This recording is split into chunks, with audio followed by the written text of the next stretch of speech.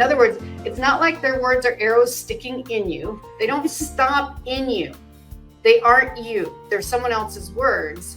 You're hearing them, but they're going straight through and they don't have to stick. In other words, you don't have to suffer. And this is good in so many aspects of life. You don't have to suffer from what you're hearing. You can empathize, you can suffer later if you want, but let's just say these are passing through.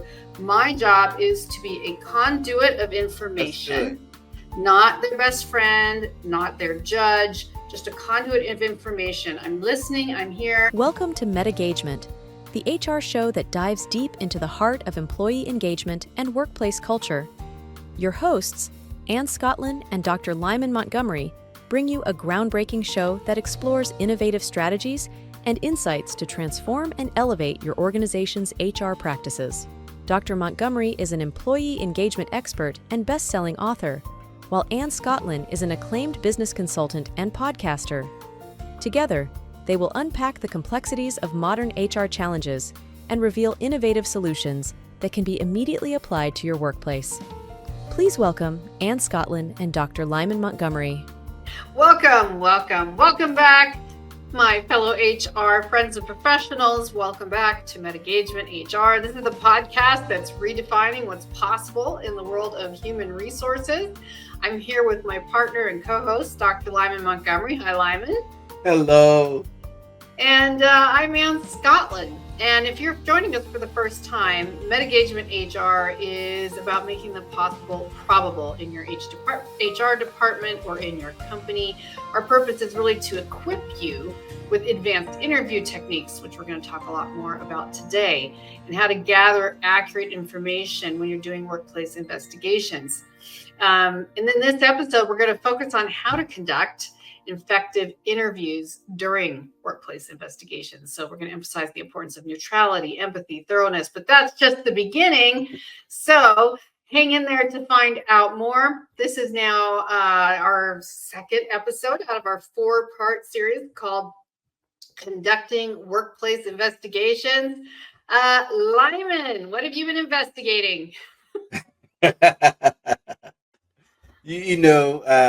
As a master investigator, worked with a number of organizations doing workplace investigations as well as workplace training.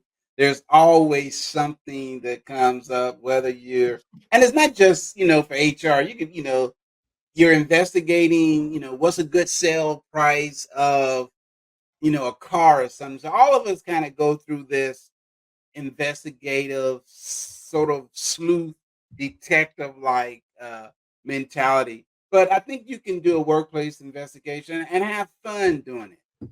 I think so. I mean, well, this goes with workplace, but I have been investigating the price of cars and I am not impressed. I think I'm going to go on strike and go back to a horse. Yeah, there you go. Bring back the horse and buggy. There you go. Yeah. But yes, so effective techniques for interviewing, for really doing all your homework, as we learned back in grade school, right? Really do your homework. Yeah.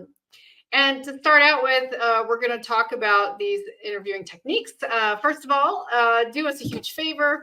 Give us a like, subscribe to our feed, whatever platform you're on right now, and shoot us a question in the comments, or you can always email us as well. We'd love to hear your suggestions, ideas, questions. So I think, Lyman, as we get started here, nothing beats preparing. So first of all, we have to prepare for that interview. And I think the first step in preparing is really setting the right environment. So yes. Confidentiality, comfort, how do we create a safe and private space for interviewees? Yeah, that's great. And it's also perhaps one of the most, if not the most important aspect of workplace investigation. You've collected the initial information, you know who the players are, you know who those that have been accused of maybe a policy violation, whatever it may be. In the last episode, we talked about generally there are 3 different types of categories: attendance, performance, or behavioral, which tend to be the more serious type. But you also want to make sure that you ensure confidentiality, and that's setting the tone. that people, especially if they're a witness, and that if you tell the person, listen, um, we're more important. What's more important to us is to get the facts right. And as much as we can, we will protect the confidentiality. Now, there are some cases where the state and federal law does not allow you to guarantee confidentiality. For Mhm. example, and if you're dealing with issues involving children, the Mhm. elderly, the disabled, you are considered a reporting responsible party, which means you are obligated to notify law enforcement. So Yes. And I letting think that's what people we were know, talking yeah, about last time too, which was, even bringing in an external investigator if necessary and in law enforcement as well. So, first of all, you just don't want to put yourself in the line of jeopardy for your yeah, job or your license or anything else, yeah, right? You want to make sure that you're following the law and that and remember there are people designated for this. And I've seen this go wrong in the past too, where someone even higher up in the food chain who kind of felt like they owned the company, maybe they did, and they could just jump in and do whatever the heck they want to, jumping in inappropriately, disrupting it, not handling the proper flow, didn't want bad press. So part of doing this correctly is also making sure that you're choosing to work for someone who's on the same page in their ethics and belief system that of is so important. Because if not, you end up like the companies we've all read about or saw, where they have now been charged with a major cover up. And sometimes it's criminal. We're shredding documents, hiding information, not being transparent to their shareholders or to the board about uh, situations that have taken place. With, let's say, you have a situation with one of your key salesperson. Well, I don't want to get rid of John. John brings in 30% of our revenue, and yet, if we look at the Me Too movement, we have to be careful that we don't place a value profits over the proper way of handling situations. And um and absolutely. and you can kind of talk about this a little bit, making sure that people feel comfortable. Confidentiality is one thing, but also we want people to feel comfortable. How would Oh you yeah. go about um dealing with someone and making sure that they feel comfortable talking to you, Ann? Mhm. Well, I think this is one of those great opportunities where creating a comfortable environment is that opportunity of why we call Yes. meta going beyond and above.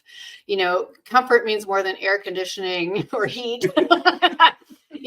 Comfort even more than a comfortable chair. Those are huge pluses, but um, let's think.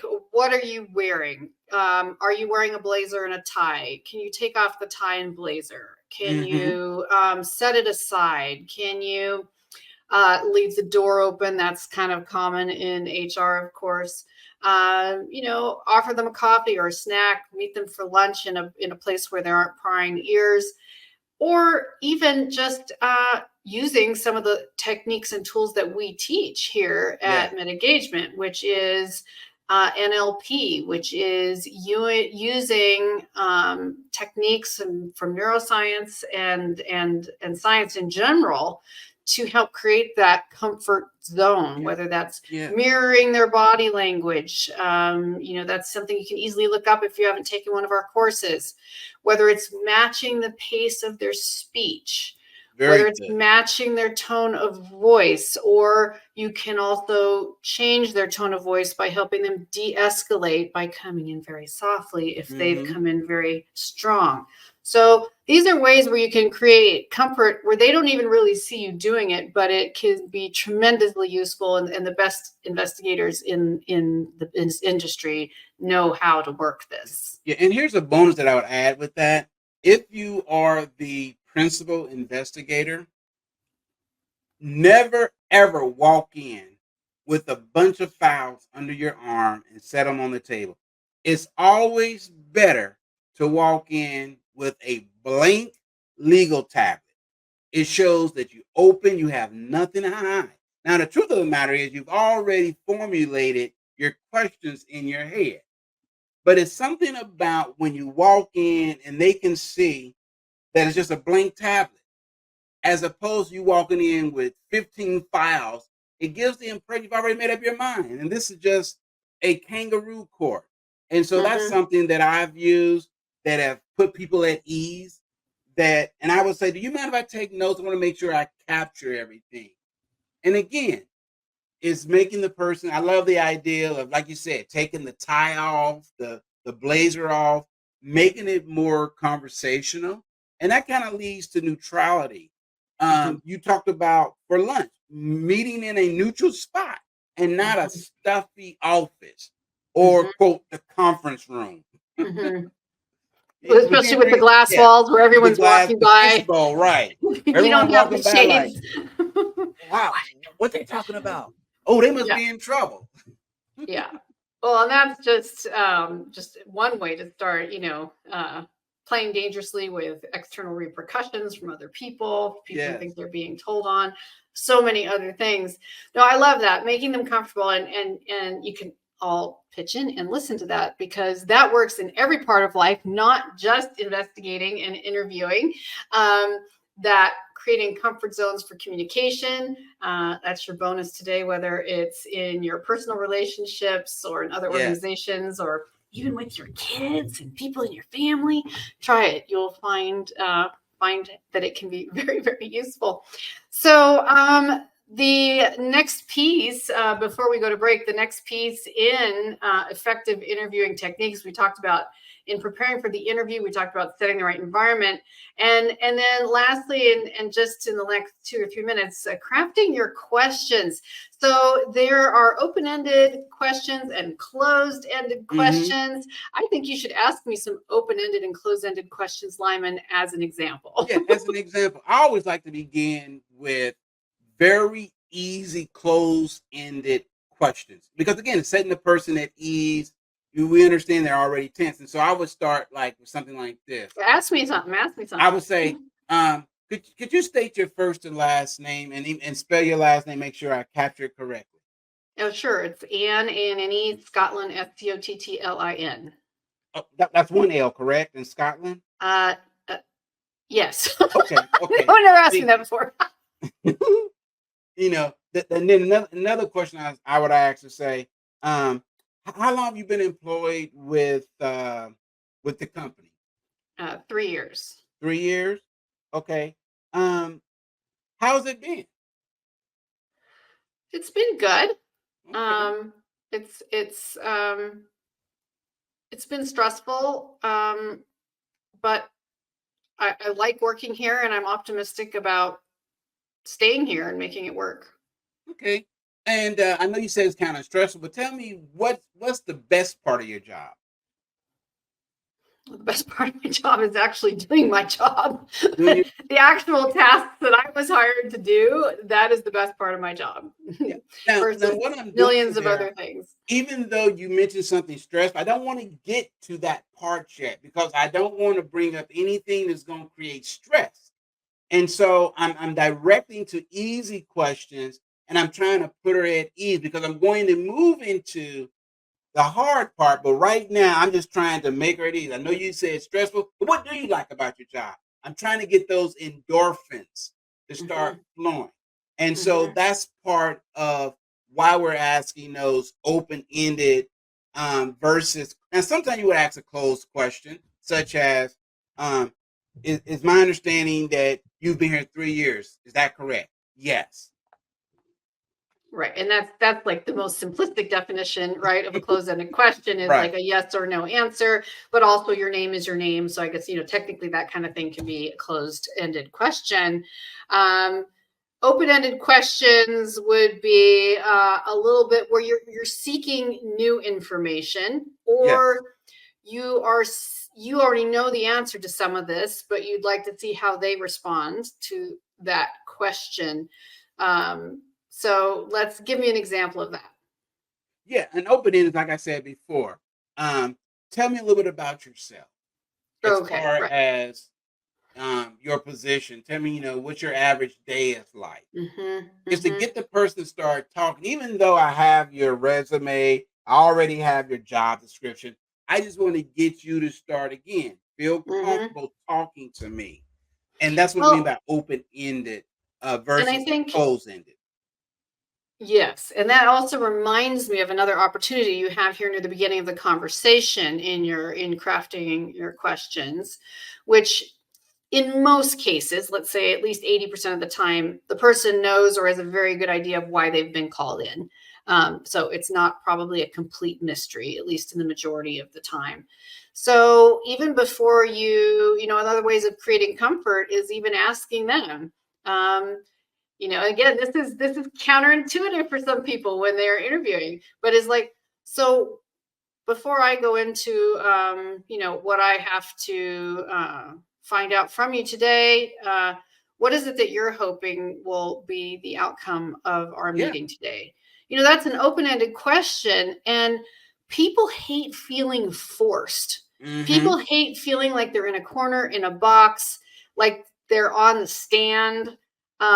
Whereas if they're like, oh my gosh, I just want this to be over and I want it to go away and I want to get on with my job and get home to my kids. This is not, can we tell me what you need from me? And I mean, they might even open up right there and just say, I'm an open book. I'll answer anything. I promise I'm going That's to tell you true. the truth. Just tell me, because it's so stressful. And, poor management uses intimidation in these environments, but good management actually opens it up. Not only is it an honest way of opening the conversation and fair, but it also creates, again, that level of comfort where people are more likely to open up as opposed to close up. And when people And close that's a up, very that's when good they point. tend to lie more often, when they're feeling defensive or afraid. And they're backed up in that corner. And this is why we avoid leading questions. And what we mean by leading questions is where you're leading the individual through questions down a path. For example, a leading question would be, so you were there, John was there, and Susan was there, and the two of you actually got into an argument, and both of you are at fault, correct? I've already assumed that both of you are at fault. I don't know. Okay, if you And watch so that's an any court example of TV at leading. all, if you watch Yes. any court TV at all, with real or fictional, you will know that Your Honor, leading. Exactly. Prosecution is leading You the know, witness. They right. never said anything about their girlfriend, and you just said, "Now, but you and your girlfriend, right? You were with You your know, girlfriend." or you show them a picture. Now this person was also there, right? Well, the person you don't even know. And so you Mm-mm. want to avoid those type of, Mhm. techniques and things like that. Uh, but you said something in that raises a question going back to uh, the neutrality piece and making people feel a sense of comfort.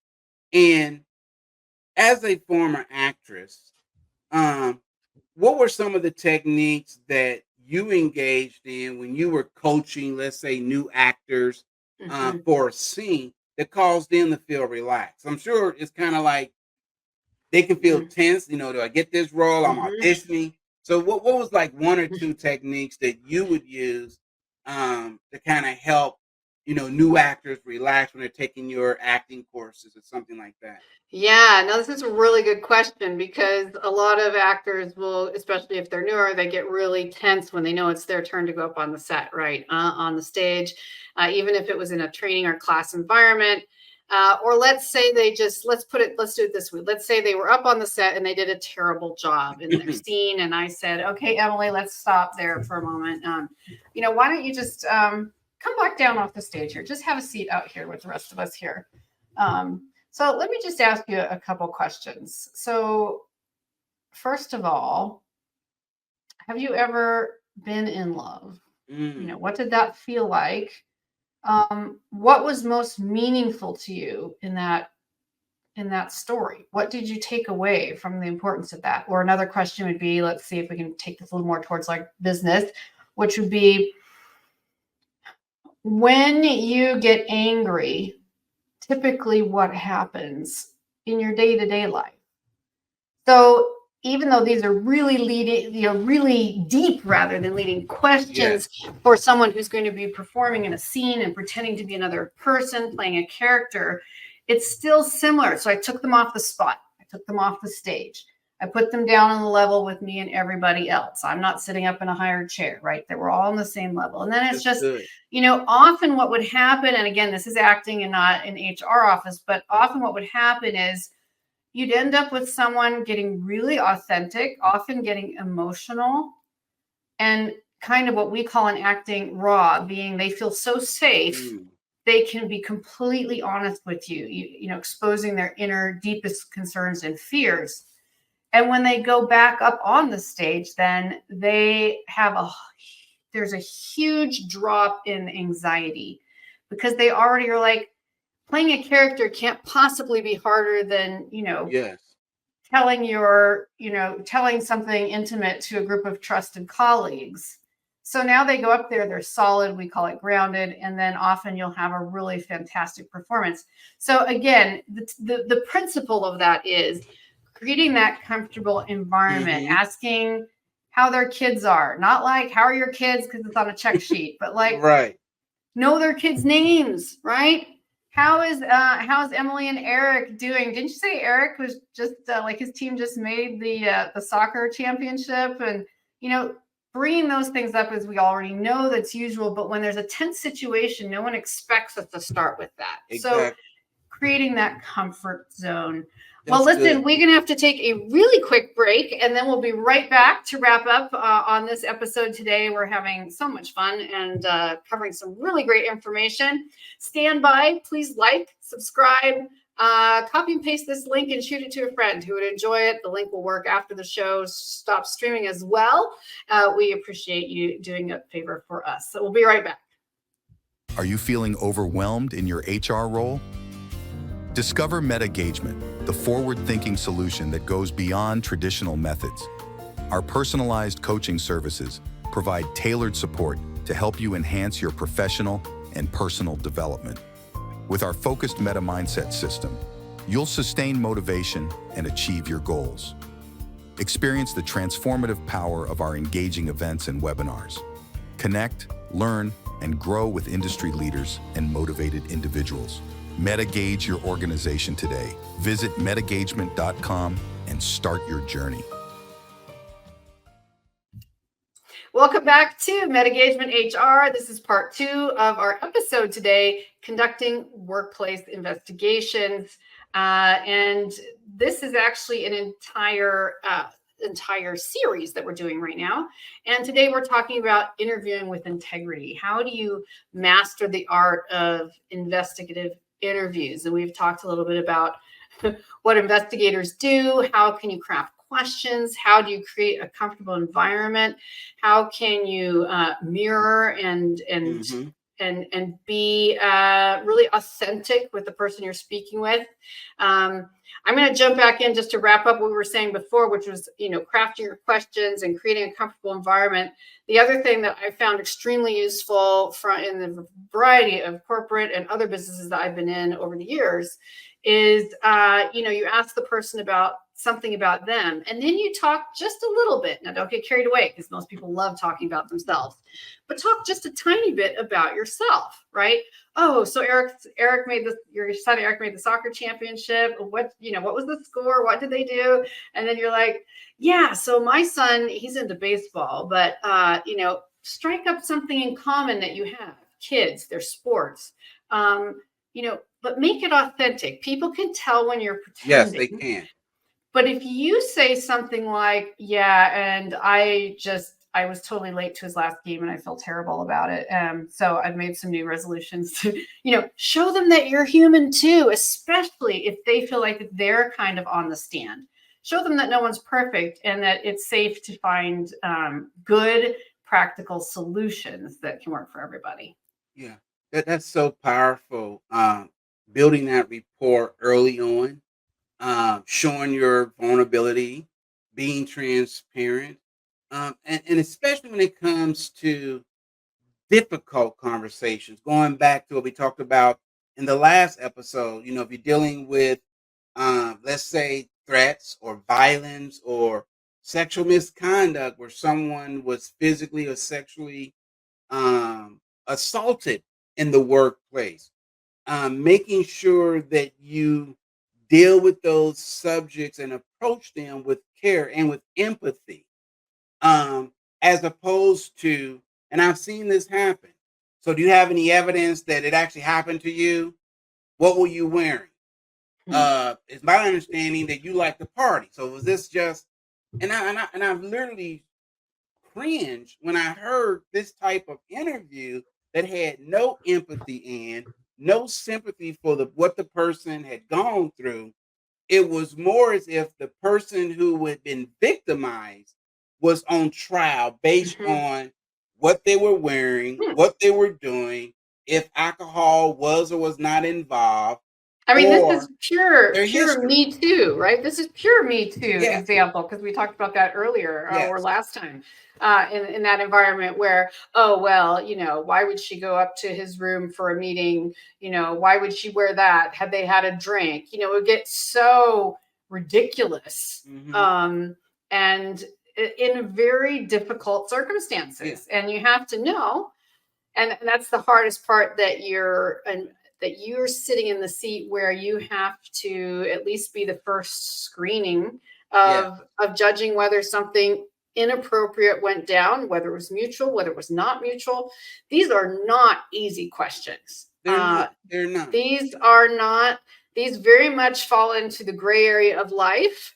I'm a big one to say, I was raised in a very black and white environment with everything, and I have learned that pretty much 95% of everything is gray. Or some level. So, so it's about how can you find the best information and what can you do with it? How can you diffuse the situation without creating injustice, but also not punish the innocent? I mean, these are the questions, classic questions of all time. Very much so. And also making sure that not only you manage your emotional state. If a person shares something that is very painful, you want to make sure that you have the emotional maturity that you don't fall apart. I mean, I've seen investigators, inexperienced investigators, basically say, you know what, I'm sorry, I can't listen to this. I'm gonna have to bring someone else in. And they just melted into a ball of tears because Mm-hmm, when the person was sharing their story, it hit a nerve with them. mm-hmm, Where again, you want to be empathetic, but you also have to remember you're mm-hmm. in charge of that investigation and you have to be able to control your own emotional outburst. And I have a Because, tip for you there yes, because, and then we have to wrap up immediately because we were just having so much good content here today. So this is the very end. But yes, we all now are aware of what trigger words mean or trigger topics. And if you're an investigator, you have to be, if you need to get help or guidance in advance, do that. But you have to be prepared to know that you might get triggered. And if you think you will, then you need to take someone else in with you who can help balance that situation, or you can have a third party come in. And this is, again, an opportunity to go meta. I was just talking about this the other hmm, day with a psychologist, which is one of the tools and tricks that I've learned over the years for myself is when you are either in an argument with someone else or if you're having to listen to something very uncomfortable, if you like to try unusual techniques, one of that is to envision that there is a hole here where they're talking at you. In mm, other words, it's not like their words are arrows sticking in you. They don't stop in you. They aren't you. They're someone else's words. You're hearing them, but they're going straight through and they don't have to stick. In other words, you don't have to suffer. And this is good in so many aspects of life. You don't have to suffer from what you're hearing. You can empathize, you can suffer later if you want, but like, let's just say these are passing through. My job is to be a conduit of that's good. information, not their best friend, not their judge, just a conduit of information. I'm listening, I'm here. I'm going to process this later. Right now, it's just going to go right through. And I've had a lot of people have tremendous success with that, Very just good thinking of it technique. differently. Very good technique. Well, we are out of time. So much fun. Join us next time for our third episode in this series where we're going to explore the process of collecting and evaluating evidence to ensure a fair and accurate investigation and its outcome. Please join us streaming every Tuesday, 11 a.m. Eastern, 8 a.m. Pacific. And thank you, Lyman. We'll see you all next time. Take care, everyone. Goodbye. Bye-bye.